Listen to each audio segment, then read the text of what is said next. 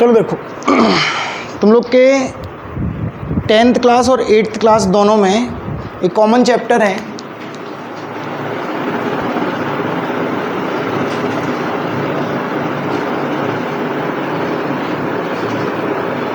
Physics.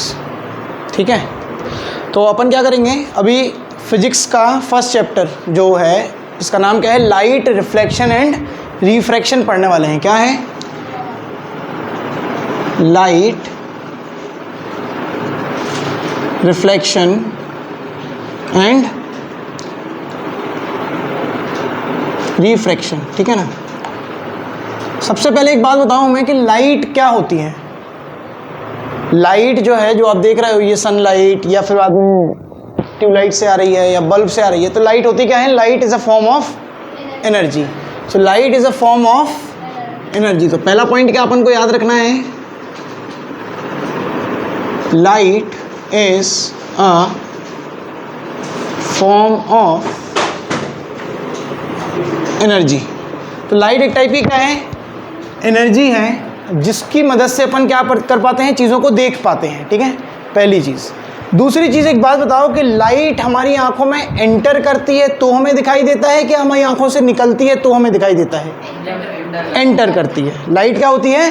हमारी आंखों में एंटर करती है। मतलब क्या है कि सपोज करो कि तुम लोग को ये बोर्ड दिख रहा है, तो बोर्ड पे पहले लाइट पड़ेगी और फिर इससे रिफ्लेक्ट होगी, और रिफ्लेक्ट होके कहाँ पे आएगी? आपकी आंखों में एंटर करेगी। ठीक है, तो अपन को चीज़ें दिखाई देंगी। ठीक है, तो लाइट, अब देखो लाइट के कुछ फिनोमेनाज होते हैं। तो 10th क्लास में आपको रिफ्लेक्शन और रिफ्रैक्शन दो टाइप की चीज़ें पढ़नी है। ठीक है, और इसके अलावा डिस्पर्सन पढ़ोगे, स्कैटरिंग ऑफ लाइट पढ़ोगे, है ना। तो स्कैटरिंग और डिस्पर्सन पढ़ोगे नेक्स्ट चैप्टर में, लेकिन तुम लोग को इसी चैप्टर में पढ़ना पड़ेगा। ठीक है, तो सबसे पहले अपन बात करते हैं रिफ्लेक्शन की। किसकी बात करते हैं? रिफ्लेक्शन की। ठीक है ना। तो रिफ्लेक्शन समझने के पहले एक बात बताओ कि लाइट क्या है? एक एनर्जी है। करेक्ट है। ये लाइट का जो नेचुरल सोर्स है वो क्या है अपने अर्थ के लिए? नेचुरल सोर्स क्या है? सन। और सन क्या है? एक टाइप का स्टार है। ठीक है, लाइट की स्पीड क्या होती है? स्पीड ऑफ लाइट, लाइट की स्पीड क्या है? 3 लाख, हाँ ठीक है, 3 लाख किलोमीटर पर सेकेंड। कितनी है स्पीड? 3 लाख किलोमीटर पर सेकेंड। माने कि एक सेकेंड में कितना दूर जाती है लाइट? 3 लाख किलोमीटर। इसी को आपको बुक में इस तरीके से लिखा मिलेगा, 3 × 10⁵ किलोमीटर पर सेकेंड, या 3 × 10⁸ मीटर पर सेकेंड। देखो यहाँ पे किलोमीटर को मीटर में चेंज करा तो कितने जीरो बढ़ गए? 3, क्योंकि 1 किलोमीटर में कितने मीटर होते हैं? 1000 मीटर होते हैं। ठीक है, अब नेक्स्ट जो अपन बात करेंगे कि लाइट जो है वो किस प्रकार की वेव है। देखो ये सब आपके कोर्स में है। ठीक है, इसलिए पॉइंट वाइज में लिखवा रहा हूँ। लाइट की वेव क्या है? तो ये इलेक्ट्रोमैग्नेटिक वेव्स कहलाती हैं। क्या कहलाती हैं? Electromagnetic waves. ठीक है ना, ये क्या है? इलेक्ट्रोमैग्नेटिक वेव्स हैं। इनको ट्रैवल करने के लिए मीडियम की ज़रूरत नहीं होती है, मतलब कि बिना मीडियम के ये ट्रैवल कर सकते हैं। एग्जाम्पल के लिए भाई, सन से जब अर्थ पे आती है लाइट, तो सन और अर्थ के बीच में बहुत सारा ऐसा पार्ट होता है जहाँ पे क्या होता है? वैक्यूम होता है, कोई मीडियम नहीं होता है। ठीक है, तो इसकी जो सबसे ज़्यादा स्पीड होती है वो कहाँ पे होती है? वैक्यूम में होती है। कहाँ पर होती है? वैक्यूम में। और उसके बाद में जैसे जैसे मीडियम आता जाता है, मीडियम की डेंसिटी बढ़ती जाती है, इनकी स्पीड कम होती जाती है। यानी कि सबसे कम स्पीड कहाँ होगी? सॉलिड में। सबसे कम स्पीड कहाँ पे होगी? सॉलिड में। ठीक है, और सबसे ज़्यादा कहाँ पे होगी? वैक्यूम में। सबसे ज़्यादा जो स्पीड है वो कितनी है?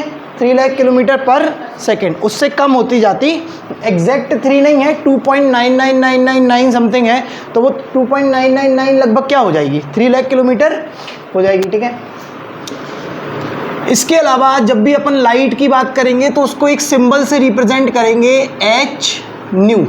एच न्यू क्या है? Is a symbol for light. Sunlight के लिए एच न्यू का यूज किया जाता है। एच क्या है? प्लांक कांस्टेंट है, और न्यू क्या है? फ्रीक्वेंसी है। ये आप लोग पढ़ोगे आगे चल के, जब प्लांक कांस्टेंट वगैरह पढ़ोगे, यानी कि जब आप लोग 11th क्लास में आओगे तो आपको बेसिक चीज़ें पढ़ाई जाएंगी। तो उसमें आपको जो प्लांक था, प्लांक ने ये बताया कि किसी भी चीज़ की जो एनर्जी होती है वो उसकी फ्रीक्वेंसी के डायरेक्टली प्रोपोर्शनल होती है, और डायरेक्टली प्रोपोर्शनल होने के कारण से E directly proportional to frequency, correct है। ये वी नहीं है, न्यू है। तो यहाँ पे क्या आ जाएगा? Equal to h nu. तो ये एनर्जी किसके बराबर हो जाएगी? एच न्यू के बराबर। एच क्या है? Planck constant. क्या है? प्लांक्स कांस्टेंट, ठीक है ना। हालांकि अभी अपन को इतना सारा याद रखने की जरूरत नहीं है, बस इतना याद रखना कि 10th क्लास में कई बार आपको एच न्यू लिखा मिलेगा एरो के ऊपर रिएक्शंस में। तो आप समझ जाना कि ये किसकी बात कर रहा है? सनलाइट की बात कर रहा है, यानी कि लाइट की बात कर रहा है, ठीक है। फिजिक्स में भी, ठीक है। रिएक्शंस नहीं आएंगी फिजिक्स में, फिजिक्स में न्यूमेरिकल्स आएंगे, लेकिन एच न्यू फिजिक्स से ही आया है, इसलिए अपन को बता दिया, ठीक है। अब नेक्स्ट चीज़ एक बात बताओ, दुनिया में इतने सारे ऑब्जेक्ट्स हैं, इतने सारे ऑब्जेक्ट्स हैं, तो कुछ ऐसे ऑब्जेक्ट्स होते हैं, उन सारे ऑब्जेक्ट्स को अलग अलग कैटेगरी में, अलग अलग ग्रुप में डिवाइड कर दिया। तो कुछ ऐसे ऑब्जेक्ट्स होते हैं जो लाइट प्रोड्यूस करते हैं, और कुछ ऐसे होते हैं जो नहीं करते। तो यस, तो कुल मिला के दो टाइप के ऑब्जेक्ट्स हैं। पहले टाइप का ऑब्जेक्ट है वो क्या है? ल्यूमिनस। ल्यूमिनस ऑब्जेक्ट्स क्या होते हैं? Which can produce light on its own, है ना, या they have own light. Okay, so they have their own light, मतलब इनके पास अपनी खुद की क्या होती है? लाइट होती है। एग्जाम्पल के लिए सन और कैंडल और बल्ब, ट्यूबलाइट, कोई भी चीज़ जो लाइट प्रोड्यूस करे वो क्या है? ल्यूमिनस ऑब्जेक्ट है, ठीक है। और कौन से होते हैं जो लाइट प्रोड्यूस नहीं कर सकते? तो एग्जाम्पल यहाँ पे क्या आ जाएगा? स्टार्स और बल्ब। कोई मून बोल रहा था, मून क्या है? लूमिनस है कि नॉन लूमिनस है? प्लैनेट्स कभी भी लूमिनस नहीं होते। मून के पास खुद की लाइट है क्या? किससे लेता है वो लाइट? सन से लेता है और रिफ्लेक्ट करता है, इसलिए वो अपन को दिखाई देता है। तो मून यानी कि प्लैनेट के पास में लाइट नहीं होती। स्टार्स, बल्ब, कैंडल, ETC, कोई भी चीज़ जिनके पास खुद की लाइट हो, टॉर्च, ठीक है ना, वो क्या है? ल्यूमिनस है। और जो खुद लाइट प्रोड्यूस नहीं कर सकते वो क्या कहलाएंगे? Non luminous. Non luminous objects में एग्जाम्पल कौन कौन आ जाएंगे? जैसे कि वॉल, दीवार के पास खुद की लाइट है? नहीं है, है ना। तो दे, इसको कैसे बनाओगे? उनके पास खुद की लाइट नहीं होती, तो they don't have their own light. They don't have their own light, उनके पास खुद की लाइट नहीं होती है। एग्जाम्पल के लिए वॉल, बुक्स, स्टोन, ETC, कोई भी चीज़ जिसके पास खुद की लाइट ना हो वो क्या है? नॉन लुमिनस है, ठीक है। अब इसमें नॉन लुमिनस ऑब्जेक्ट्स को 3 भागों में डिवाइड करते हैं अपन, क्योंकि भाई जो लाइट प्रोड्यूस कर सकते हैं वो तो लुमिनस हो गए, और जो नहीं कर सकते हैं वो 3 टाइप के होते हैं। बताओ कौन कौन से? ट्रांसलूसेंट, है ना। तो पहला क्या हो जाएगा? ट्रांसपेरेंट। क्या हो जाएगा? ट्रांसपेरेंट। फिर दूसरा क्या हो जाएगा? ट्रांसलूसेंट। तुम लोगों को क्यों बनता है ये सब? तुम लोग के तो कोर्स में ही नहीं था। और ओपेक, क्योंकि अपन ने लास्ट ईयर पढ़ा है। 3 टाइप के ऑब्जेक्ट्स होते हैं, ठीक है। कौन कौन से? ट्रांसपेरेंट, ट्रांसलूसेंट और ओपेक। अब ये सोचो कि ट्रांसपेरेंट का एग्जाम्पल क्या है? जैसे हमारे जो ग्लासेस हैं, जैसे हमने चश्मा लगाया हुआ है, तो ये जो ग्लासेस हैं वो कैसे हैं? ट्रांसपेरेंट, ठीक है ना। तो जो ट्रांसपेरेंट है वो 100% लाइट को क्या कर सकता है, क्रॉस कर सकता है, ठीक है ना। That means 100% light can passes through them. यहाँ पे क्या हो जाएगा, 100% light can pass through them, मतलब जिन ऑब्जेक्ट से 100% यानी पूरी की पूरी लाइट क्या हो जाए, पास हो जाए, उसको क्या बोलते हैं, ट्रांसपेरेंट। जिससे 100% लाइट पास ना हो, उससे थोड़ी सी कम लाइट पास हो सके, उसको क्या बोलेंगे, ट्रांसलूसेंट। तो इससे क्या हो जाएगा, less than 100% light can pass through them. इनसे क्या होता है, लेस देन 100% लाइट पास हो पाती है। एग्जाम्पल क्या है, जैसे ये ग्लास देख रहे हो विंडो के, तो विंडो ग्लास में क्या है, अपन आर पार पूरा नहीं देख सकते ना, लेकिन लाइट आर पार हो रही है, यानी कि 100% लाइट पास नहीं हो रही, लेकिन कितनी हो रही है, 100% से कुछ कम। अब ऑपेक क्या है, नो लाइट कैन पास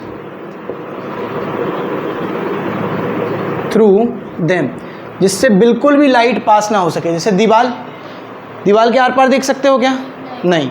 तो आप लोग कैसे, कौन से ग्लासेस बनवाना चाहोगे, काय के ग्लास बनते हैं, ट्रांसपेरेंट ऑब्जेक्ट के बनते हैं, ट्रांसलूसेंट के भी बनते हैं, गॉगल्स जो होते हैं ना, गॉगल्स सन ग्लासेस, वो काय के होते हैं, ट्रांसलूसेंट के। क्योंकि ट्रांसलूसेंट से क्या होता है, 100% लाइट पास नहीं होती, तो फ़ायदा क्या हो जाता है अपन को फ़ायदा ये हो जाता है कि अपन को सनशाइन नहीं लगती, क्योंकि उससे क्या है, एक स्पेसिफिक अमाउंट ऑफ लाइट ही पास होती है, वो पोलराइज्ड लाइट हो जाती है। क्या हो जाती है, पोलराइज्ड लाइट हो जाती है, ठीक है, क्योंकि लाइट की इंटेंसिटी हर डायरेक्शन में बहुत ज़्यादा होती है।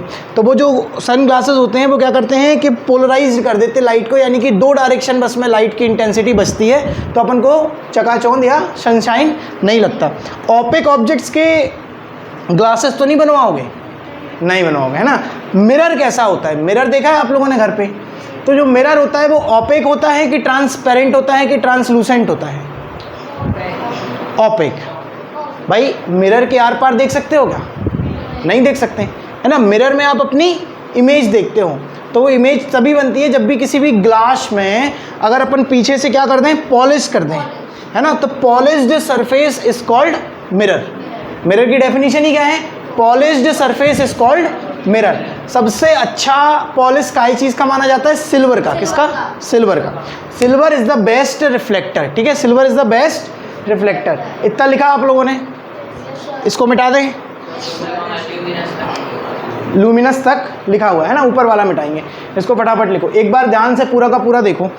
अब हाँ, है ना वीडियो ले लो, उसको दे दो।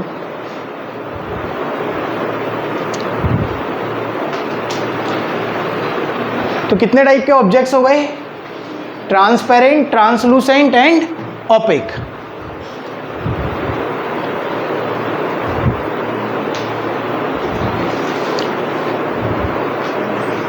जो साइंस मैं पढ़ाऊंगा 8th वालों को चुपचाप बैठ के पढ़ लेना है बहुत अच्छे से, क्योंकि तुम लोगों का 10th लेवल टच हो जाएगा, ठीक है। और एक बार अगर अभी 10th लेवल टच हो गया तो बस तुम लोग मान लो कि काम हो गया। मिटा दूँ इसको, मैं ऊपर से मिटा रहा हूँ, ठीक है। अब जरा सोचो कि जो ऑब्जेक्ट्स नॉन लूमिनस हैं और ट्रांसपेरेंट हैं, नॉन लूमिनस हैं और ट्रांसपेरेंट हैं, ठीक है। तो अब अपन एक एक करके समझते हैं। तो पहला क्या है, ट्रांसपेरेंट। दूसरा क्या है, ट्रांसपेरेंट और ट्रांसलूसेंट एक ही बात है, क्योंकि लाइट इससे पास हो सकती है। अब दूसरा अपन को यहाँ पे लेना है ऑपेक, क्योंकि आप लोग के जो कोर्स में है अपन वहाँ पे आ रहे हैं धीरे धीरे, ठीक है। तो ट्रांसपेरेंट ऑब्जेक्ट से जो आप इस साल पढ़ोगे वो क्या क्या है, वो है लेंस। क्या है, लेंस। भाई लेंस कैसे होते हैं, ट्रांसपेरेंट होते हैं। हमारी आँखों में भी लेंस होता है, हमारी आंखों में कौन सा लेंस होता है? कॉन्वेक्स लेंस होता है, ठीक है। हमारी आंखों में कौन सा लेंस होता है? कॉन्वेक्स। तो लेंस होते हैं दो टाइप के, कौन कौन से? कॉनकेव और कॉन्वेक्स। ऐसा नहीं है कि दो ही टाइप के होते हैं, प्लेनो कॉन्वेक्स और प्लेनो कॉनकेव भी होते हैं, ठीक है ना। यानी कि कॉनकेव की बात करें अगर अपन लेंस की, तो कॉनकेव लेंस ऐसा होता है इसका शेप, ठीक है, और कॉन्वेक्स का ऐसा होता है। लेकिन मान के चलो कि एक अगर अपन ऐसा बना दें तो ये क्या है? Plano concave. ये क्या है? Plano concave. और अगर अपन ऐसा बना दें तो ये कैसा है? Plano convex. माने कि एक साइड से प्लेन है और एक साइड से ये कॉनकेव है तो प्लेनो कॉनकेव हो गया, और अगर एक साइड से प्लेन है और दूसरे साइड से कॉन्वेक्स है तो प्लेनो कॉन्वेक्स हो गया। आपके कोर्स में लेकिन कौन से हैं? केवल ये दोनों, ठीक है। इसके अलावा ट्रांसपेरेंट मटेरियल से और क्या पढ़ोगे इस साल? प्रिज्म। क्या पढ़ोगे? प्रिज्म। प्रिज्म पढ़ा है आपने? देखो प्रिज्म का डायग्राम कैसे बनता है?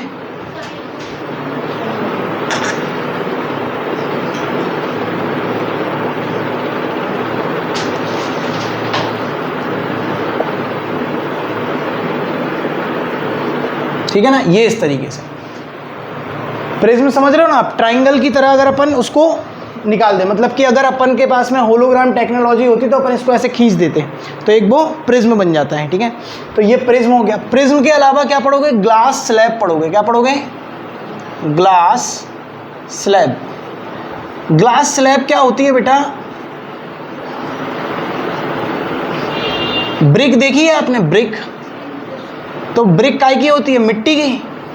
लेकिन मान के चलो कि एक ग्लास की शीट बना दे अपन, तो ये क्या हो जाएगा? Glass slab. तीन चीज़ें होती हैं जो अपन को पढ़ना है। और जितने भी ट्रांसपेरेंट मटेरियल होते हैं, जितने भी क्या होते हैं? ट्रांसपेरेंट मटेरियल होते हैं, इन सब में जो मेन फिनोमेना होता है वो क्या होता है? रिफ्रैक्शन। क्या होता है? यानी कि रिफ्रैक्शन किससे होता है? ट्रांसपेरेंट मटेरियल से। यानी कि जब लाइट एयर से आकर के इन मीडियम में एंटर करेगी और इनसे बाहर निकलेगी, यानी कि जब लाइट ट्रैवल करते हुए एक मीडियम से दूसरे मीडियम में एंटर करती है तो उस कॉन्सेप्ट को या उस फिनोमेना को या उस इवेंट को क्या बोलते हैं अपन? रिफ्रैक्शन। लाइट हल्की सी बेंड हो जाती है अपने पाथ से। क्या हो जाती है? बेंड। तो ट्रांसपेरेंट मटेरियल से क्या पढ़ोगे अपन? रिफ्रैक्शन। क्या पढ़ोगे? रिफ्रैक्शन। अब बात करते हैं अपन ओपेक ऑब्जेक्ट से। किससे? ओपेक से। तो ओपेक ऑब्जेक्ट से आप पढ़ोगे क्या? रिफ्लेक्शन। क्या पढ़ोगे? भाई देखो लाइट टकराएगी और उसी मीडियम में रह जाएगी, यानी कि वो दूसरे मीडियम में एंटर नहीं होगी, तो ये क्या हो जाएगा? ओपेक। तो ओपेक ऑब्जेक्ट्स में आप क्या पढ़ोगे? मिरर। क्या पढ़ोगे? मिरर। मिरर कितने टाइप के होते हैं बेटा? ये भी दो टाइप के होते हैं। कौन कौन से? इवन तीन टाइप के होते हैं। सबसे पहला मिरर जो अपने घरों में होता है, प्लेन मिरर। प्लेन मिरर सबने देखा है, वो इस तरीके से होता है प्लेन मिरर। फिर दूसरा क्या है? Concave mirror. तो जो कॉनकेव मिरर है वो कैसा होगा? ऐसे होगा। और फिर क्या होगा? Convex mirror. इसमें प्लेनो कॉन्वेक्स वगैरह नहीं होते हैं। हालांकि कुछ ऐसे मिरर होते हैं जो मिक्स्ड मिरर होते हैं। मिक्स्ड का मतलब है आधे में प्लेन मिरर होगा, आधे में कॉन्वेक्स और आधे में कॉनकेव, ठीक है ना। जैसे अगर आप लोग कभी दुबेला वगैरह जाओगे, एमपी में ही है, नौगांव के पास में, तो नौगांव में ही है एक्चुअल में, तो वहाँ पे म्यूज़ियम है। तो जब आप म्यूज़ियम में जाओगे तो वहाँ पे अलग अलग प्रकार के मिरर रखे हैं। उसके अलावा भोपाल में जब आप साइंस सेंटर जाओगे तो वहाँ पे भी मिल जाएगा। तो जब आप मिरर के सामने खड़े होगे तो कभी आप बहुत मोटे दिखाई दोगे, कभी पतले, कभी उल्टे, है ना, और ऐसे करके। तो अलग अलग प्रकार की जो इमेज बन रही है वो क्या, उसके कारण क्या है कि मिरर अलग अलग टाइप का है, ठीक है। तो यहाँ पे प्लेन मिरर, कॉनकेव और कॉन्वेक्स मिरर, ठीक है। तो अपन को अब ऑपेक ऑब्जेक्ट से क्या पढ़ोगे आप लोग? रिफ्लेक्शन। क्या पढ़ोगे?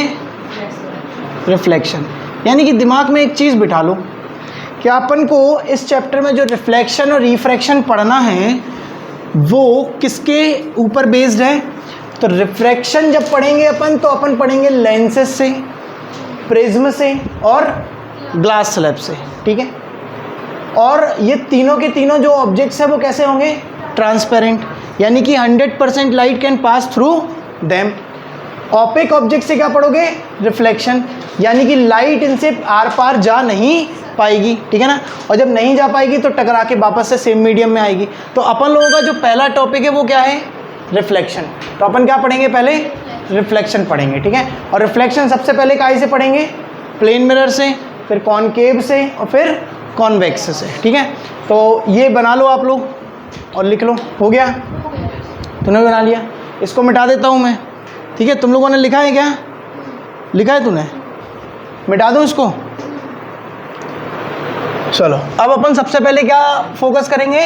रिफ्लेक्शन पढ़ेंगे। क्या पढ़ेंगे? रिफ्लेक्शन।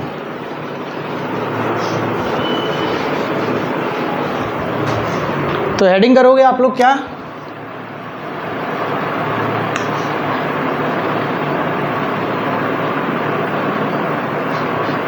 रिफ्लेक्शन। देखो, रिफ्लेक्शन का मतलब ही समझ में आ रहा है कि कोई चीज़ रिफ्लेक्ट हो जाए। क्या हो जाए? रिफ्लेक्ट हो जाए। अब इसको सबसे पहले एग्जांपल लेके अपन समझते हैं, फिर बाद में अपन को आएगा समझ में। इसको मिटा दूं मैं ओपेक को? तूने लिख लिया पूरा ओपेक वाला?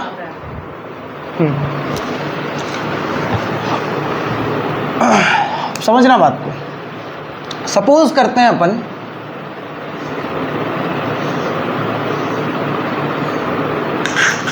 यहाँ पे एक सरफेस बना देते हैं,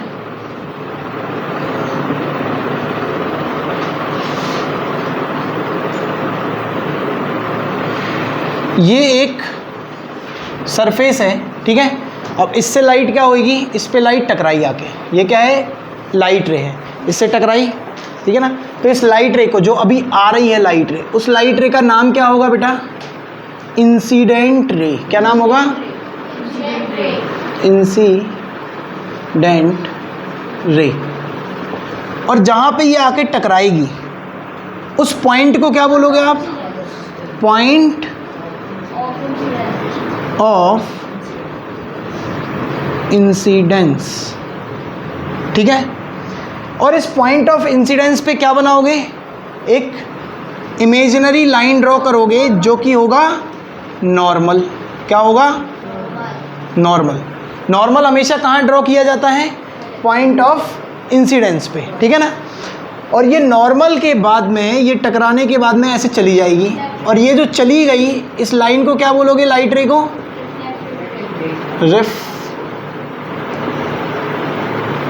रिफ्लेक्टेड रे। अब देखो क्या हुआ, लाइट रे आई और उसी मीडियम में चली गई, जिस मीडियम से आई थी उसी मीडियम में चली गई। यानी कि ये क्या कह सकते हो आप इसको? Bouncing back of light. क्या बोलेंगे इसको?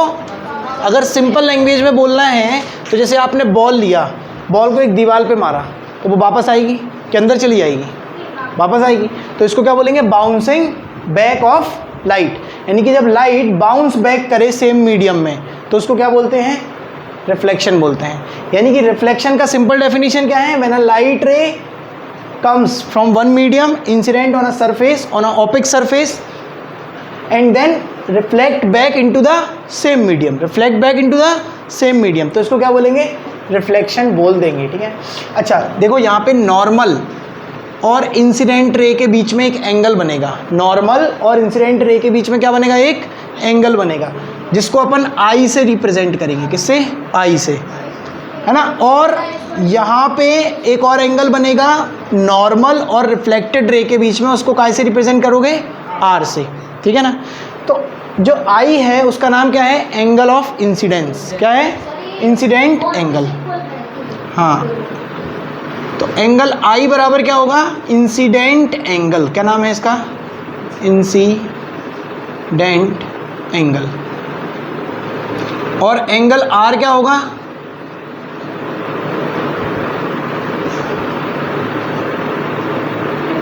रिफ्लेक्टेड एंगल या एंगल ऑफ रिफ्लेक्शन, ठीक है ना। तो दो एंगल बन गए यहाँ पे, ठीक है। अब ध्यान से समझो, ये नॉर्मल जो होता है वो हमेशा सरफेस पे कितने डिग्री का एंगल बनाता है? 90 डिग्री का। कितने का? 90 डिग्री का। तो normal always form 90 degree angle with surface. Surface के साथ कितने डिग्री का एंगल बनाएगा? या इसी को अपन क्या बोल सकते हैं कि normal always perpendicular to the surface, या क्या बोल सकते हैं? Normal always perpendicular. ये साइन किसका है? परपेंडिकुलर का।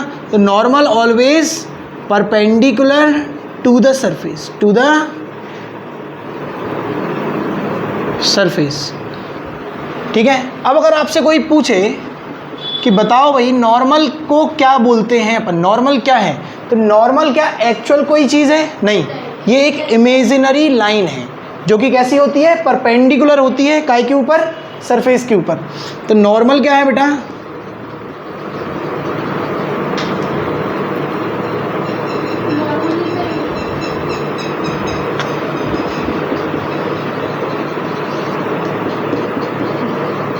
नॉर्मल is an imaginary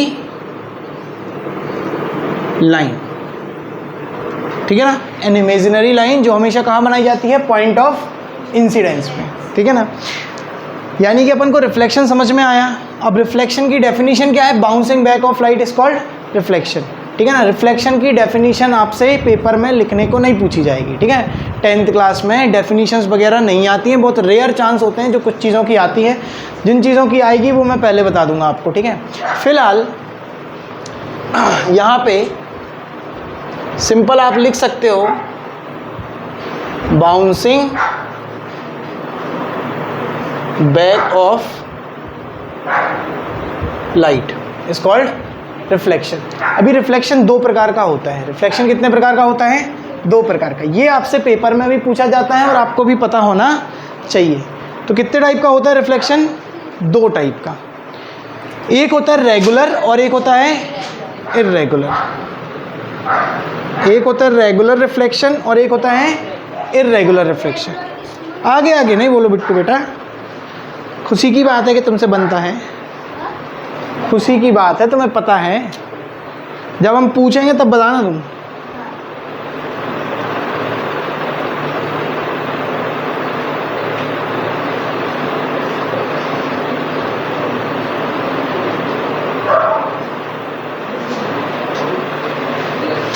लेकिन 10th वाले जो बैठे हैं ना वो थोड़ा सा ध्यान से पढ़ना है, वो 8th क्लास में है। और क्योंकि तो ऐसा ना हो कि अपन बता नहीं पाएँ और वो बताएं तो अच्छा ही लगेगा। तो सबसे पहले अपन क्या बात करेंगे? टाइप्स ऑफ रिफ्लेक्शन की। तो नेक्स्ट जो हेडिंग है वो क्या डालोगे आप लोग? Types of reflection. Types of reflection में कितने टाइप का रिफ्लेक्शन पढ़ेंगे अपन? दो टाइप का, ठीक है ना। पहला जो रिफ्लेक्शन का टाइप है वो क्या है? रेगुलर रिफ्लेक्शन, ठीक है। पहला क्या है? Regular reflection. रेगुलर रिफ्लेक्शन में ध्यान से देखो क्या होता है। पहले नंबर डायग्राम से समझना है, थ्योरी में सब कुछ लिखा दूंगा। जो मैं छोटे छोटे ये पिक्टोरियल्स बनाता हूँ, पिक्टोग्राफ्स बनाता हूँ, इनको आपको दिमाग में एकदम बिल्कुल इनकी इमेज सेट कर लेनी है। उससे क्या होगा? बहुत सारी चीज़ें ऑटोमेटिक ईजी हो जाएंगी। तो रेगुलर रिफ्लेक्शन देखो ध्यान से कैसे होता है। जैसे मान लो ये सरफेस है, ठीक है। अब इससे लाइट रेज आई, ये भी आई, ये भी आई, ये भी आई। ये सारी की सारी लाइट रेज मान लेते हैं पैरेलल है। कैसी हैं? पैरेलल है। All incident light rays are parallel, है ना। तो they comes parallel, after reflection they will go parallel, ठीक है ना। यानी कि रिफ्लेक्शन के बाद देखो ये यहाँ पे आई तो ये पॉइंट ऑफ इंसिडेंस, ये यहाँ पे पॉइंट ऑफ इंसिडेंस, ये यहाँ पे, ये यहाँ पे, सब जगह पे क्या बनाएंगे? एक छोटा सा नॉर्मल बनाएंगे। क्या बनाएंगे? नॉर्मल। और ये जाएगी इस तरीके से। तो एक बात बताओ, आने वाली लाइट रेज और जाने वाली लाइट रेज आपस में क्या है? पैरेलल है कि नहीं है? तो जब लाइट रेज पैरेलल आएँ और आफ्टर रिफ्लेक्शन वो जाएं भी कैसा? पैरेलल ही जाएं, तो उनको क्या बोलते हैं? Regular reflection. यानी कि क्या है? When all the light rays comes parallel and they will reflect back into the same medium in parallel manner, ठीक है ना, then this reflection is called regular reflection, ठीक है ना। और इसका कारण क्या है भाई? देखो, जब लाइट रेज पैरेलल आ रही थी तो इनके करस्पॉन्डिंग एंगल तो बराबर होंगे, आई बराबर होगा सबका, और जब आई बराबर होगा तो आर भी बराबर होगा। वो थोड़ी देर में अपन समझेंगे क्यों। तो रेगुलर रिफ्लेक्शन किससे होता है? स्मूथ सरफेस से। रेगुलर रिफ्लेक्शन किससे होता है? Smooth surface. यानी कि ये सरफेस कैसा होना चाहिए? स्मूथ सरफेस होना चाहिए, मतलब कि प्लेन मिरर। किसका? Plane mirror. अच्छा, सब ने ये करा हुआ है, धूप में गर्मियों में अपन लोग मिरर लेते हैं और मिरर को ऐसे सूरज के सामने करते हैं और फिर बाद में अपने घर पे किसी के ऊपर भी ऐसे फोकस डालते हैं, दीवार पे डालते हैं, करेक्ट है। तो ये कौन सा रिफ्लेक्शन कर रहे हैं अपन? रेगुलर रिफ्लेक्शन, क्योंकि लाइट रे जितनी आ रही है जैसे अपन उसी को कहीं पे भी रिफ्लेक्ट कर दे रहे हैं। समझ आ रही बात है ना? देखो, रिफ्लेक्शन तो दीवार से भी हो रहा है, इससे दीवार से भी क्या हो रहा है? रिफ्लेक्शन हो रहा, लेकिन क्या एक समान हो रहा? नहीं हो रहा, क्योंकि यहाँ पे सरफेस कैसा है?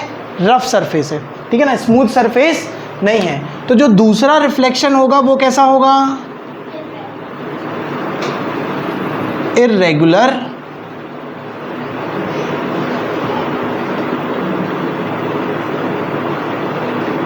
रिफ्लेक्शन।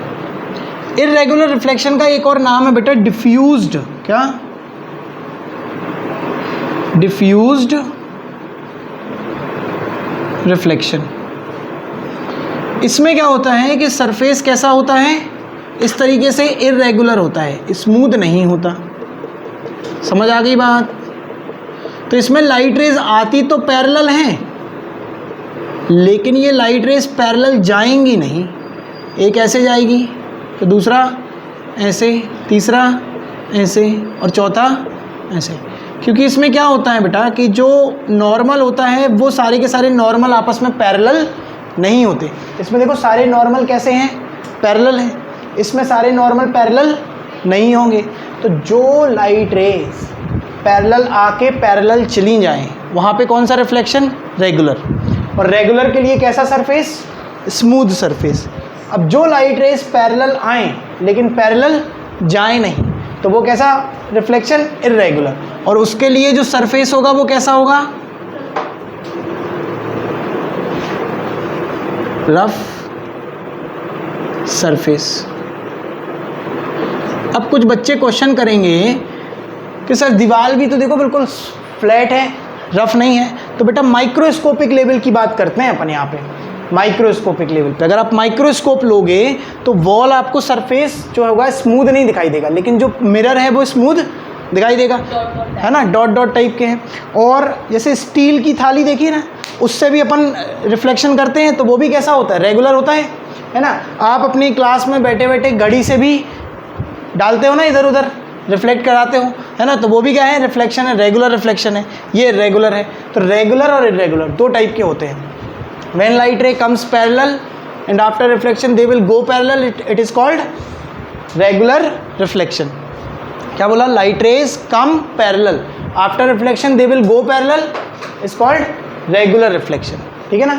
क्या लिखेंगे अपन इसकी डेफिनेशन? इसकी डेफिनेशन क्या हो जाएगी? Light rays come parallel and after reflection they will go parallel, is called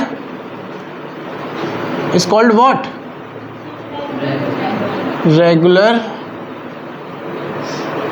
reflection. और इसकी डेफिनेशन कैसे बनाओगे? Light rays come parallel and after reflection they will not लगा दोगे, खाली क्या लगा दोगे? Not go parallel, is called irregular reflection. समझ आ रही बात? क्या है? Light rays come parallel but, अब यहाँ पे एंड नहीं लगेगा। एंड क्यों नहीं लगेगा? क्योंकि एंड लगता है पॉजिटिव सेंटेंस के साथ या नेगेटिव सेंटेंस के साथ, लेकिन यहाँ पे एक पॉजिटिव होगा और एक नेगेटिव होगा। तो but after reflection they will not go parallel, is called irregular